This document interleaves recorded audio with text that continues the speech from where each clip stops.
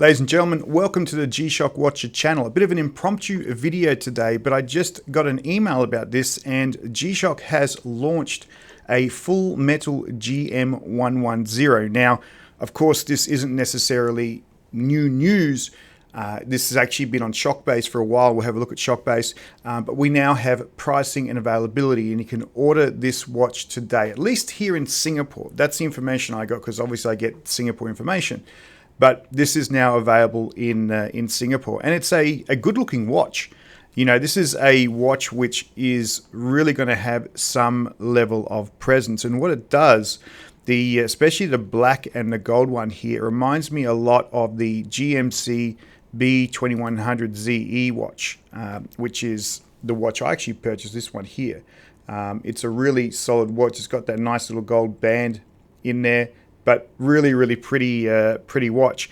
But this GM-110, the black and gold and the silver, are very nice looking watches with some very solid construction in there. If we go down and take a look at some of the features, it's a metal bezel with a metal band, so completely metal. Two types, black and gold and a silver. Now, this is what we didn't have before. Shockbase did talk about these sometime here back in March, but we didn't have prices at this point, right? So now we do actually have prices. It's $449 Sing for the black and gold, and it's $379 for the silver one. You can see down here, available in stores and online 2nd of May. So what those prices look like from a US perspective, I'm not a calculator, but that's about $350 for the black one, and it's about $300 or $290 for the silver one. So your black and gold is obviously your premium. Your silver is just a little bit cheaper, but both of them look like very nice watches. The black and gold one, what we've got here is a negative display, and on the silver one, we've got a positive display. And I think that probably makes sense, right? The black bezel, black band with a negative display looks pretty good from that angle, and certainly the positive display with the silver casing and silver bracelet actually looks very nice as well. So both very cool watches.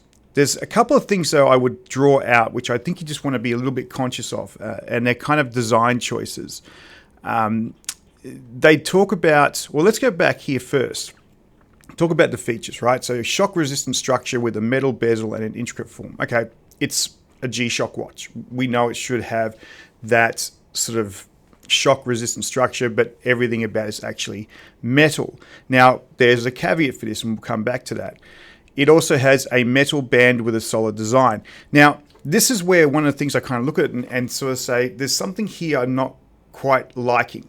And you can sort of see, if I jump close to this picture, this screw kind of sticks out a little bit. Like it comes out at a bit of an angle. So at the bottom part, it slips closer in. Towards the watch itself, it comes out a little bit more. And we can have a look at that in some of the images. But I do look at that and kind of feel like I would like that to be more flush with the actual watch. The third is the face design. So what they've done in here, they've sort of tried to blend everything together, and they're talking about the design of the indexes at 3, 6, 9, and 12 have been further refined to accentuate the metallic texture with a mirror finish applies to raised center and grind mark finish to the slope surface around it. So if we have a look at it, these are the indexes, right? So the 12 o'clock up here, the 6 o'clock down the bottom, 9 o'clock on the left, and then 3 o'clock on the right. So I went to have a look at comparative watches, and I think if we go look at this one, this is probably a more recent one, and go close, what you can sort of see in those indexes, those squares on them are much bigger.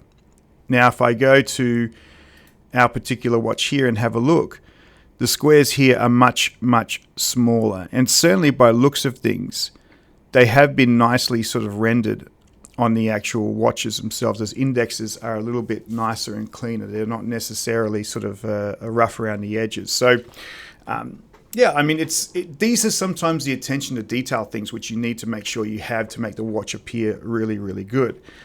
So that's kind of cool. Then we come back, we've got the super illuminator, high brightness auto LED for maintaining watch readability in the dark. I'm not terribly convinced how readable that actually is, certainly from a digital point of view.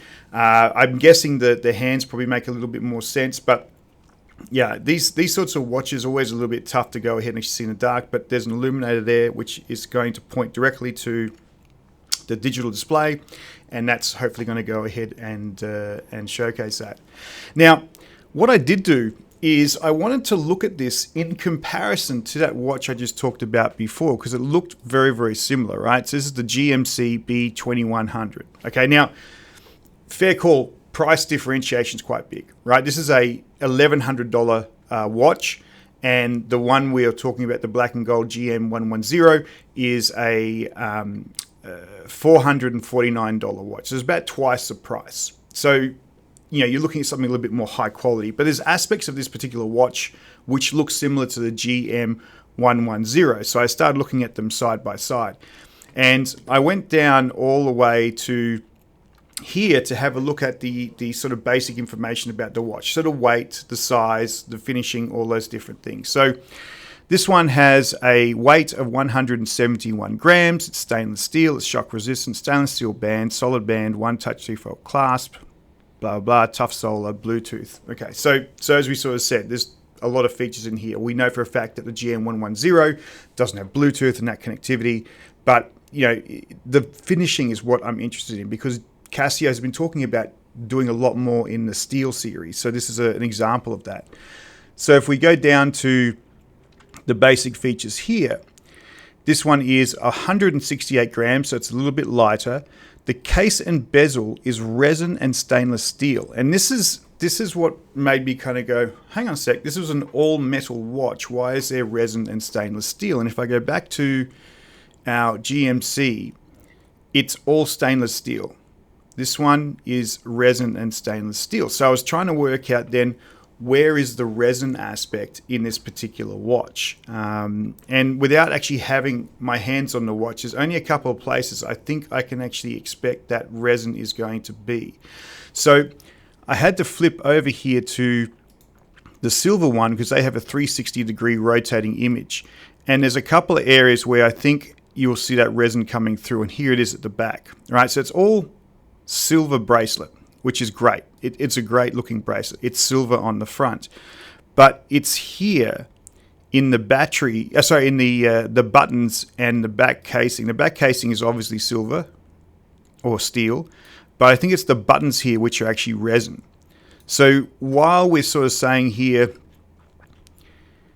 it's a metal bezel and metal band, which is true, there is still a resin aspect to it. So it's not a full metal watch, which isn't necessarily a bad thing either, right? I mean, you're going to have to sort of have some areas where you save some money on costs and things like that. But if you're looking for a full-blown metal, it's not here. You have to go up in terms of the price range. This is a combination of the metal and the bezel as demonstrated by this particular 360. So just be cautious of that. That might be jarring for some people, because you're going to get that silver steel, but you're also getting the resin on the buttons and some of it on the back. But if you're wearing it on your hand, it's probably not going to matter too much from that angle.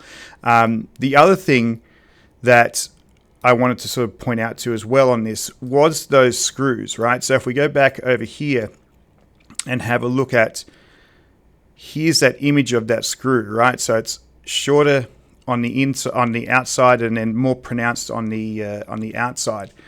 I'm kind of concerned that, I don't know if that's going to catch on things, or is that going to be an issue for some people. I don't know. I would have much rather that being flush with the actual case. But again, this could be a design choice. Maybe it works for some people. Maybe some people like it. It could be the situation. But there you have it. I mean, it's a really, really nice watch. I don't want to take anything away from that point of view. I think there's a couple of things which just personally I would be looking at and saying, do I like that as the finish?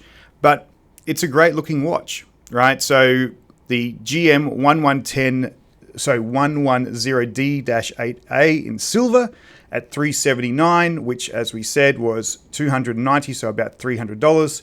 And then the gold one, the GM-110BD-1A9 at $449. Sing, which is about $350. So very cool watches. Definitely something to go take a look at if you're looking for a close to full metal watch. This is actually a really nice pickup. I kind of like the silver one. In fact, I like both of them. I think they both look great. If I had to choose, probably go for the silver one. With that, ladies and gentlemen, thank you so much for your time today. Have a great day. Bye-bye.